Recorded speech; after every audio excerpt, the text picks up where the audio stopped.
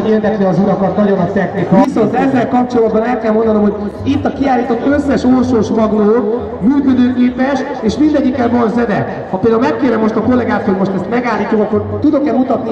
Nekem ez az egyik legfontosabb, erről szeretnék nektek mesélni. Ez valami őrület, iszonytatos vékony fémszálon van a jel, 1948-ból, ha jól emlékszem, egy profi stúdió felvevő és lejátszó eszköz, mégpedig a Dániából. Ez az általam kimondhatatlan nevű cég, ez valami fantasztikus stúdióminőségű cuccokat gyárt a mai napig is egyébként minőségben, és elég drága preferát, illetve elég drága árfekvésben. Na nézzük, hogy egy ilyen nagyon vékony 0,5 mm-es szallagról, illetve mi ez? Acélhúzalról hogyan jön ki a hang?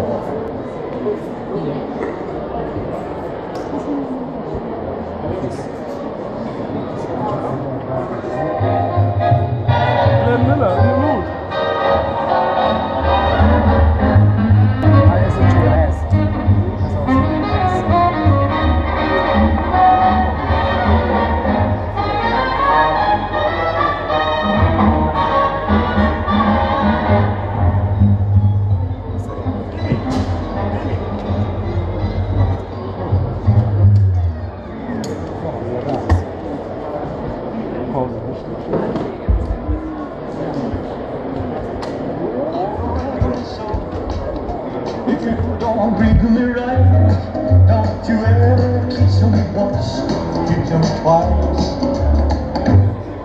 Read me nice.